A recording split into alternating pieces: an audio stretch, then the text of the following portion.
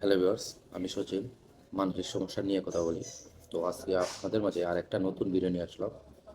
আশা করি আপনাদের ভালো লাগবে। So let's get started. সাধারণত আমাদের মানসিক সমস্যা কেন হয়? এক, অতিরিক্ত চিন্তা ও দুশ্চিন্তা। যেমন আমি যখন ভবিষ্যৎ নিয়ে বেশি চিন্তা করি, অতীতের ভুল নিয়ে নিজেকে বারবার দোষ দিই, তখন আমার মস্তিষ্ক বিশ্রাম পায় না।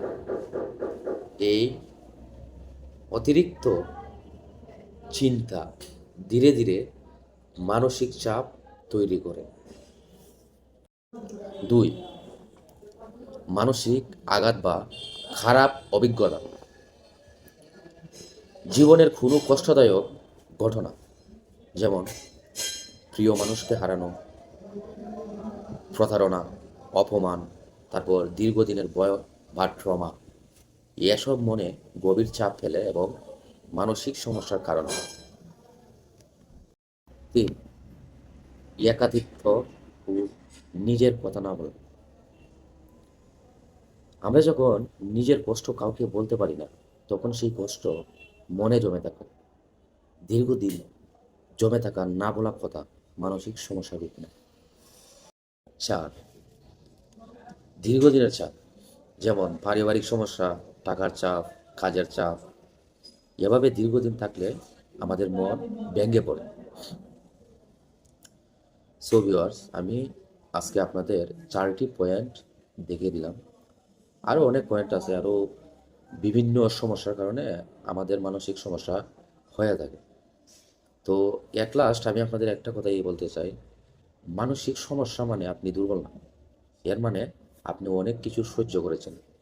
আপনি যদি সঠিক করা, কথা বলা এবং সময় মতো সাহায্য নিলে এই এই সমস্যা থেকে বের হওয়া সম্ভব।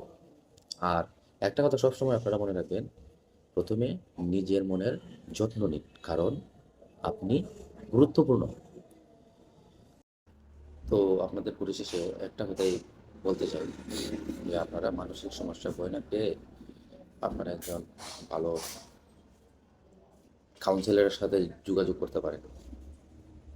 মানে বিশ্বাস করেন, আপনি যদি একজন ভালো কাউন্সিলরের সাথে আপনি যোগাযোগ করতে পারেন এবং তার গাইড নিতে পারেন, আপনি 100% ওই মানসিক থেকে বের হতে পারবেন।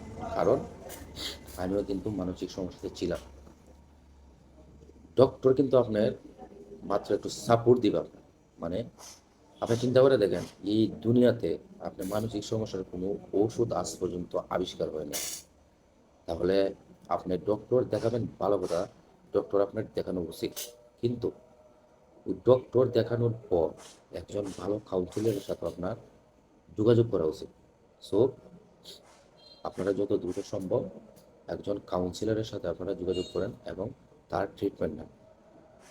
আর আমাকে যদি আপনাদের কারো প্রয়োজন লাগে, আমার ভিডিওর কমেন্টস বক্সে আপনাদের মতামত জানিয়ে দিন, আমি উত্তর দেওয়ার চেষ্টা করব। সবাই ভালো থাকবেন, সুস্থ থাকবেন, সবার জন্য রইল শুভকামনা।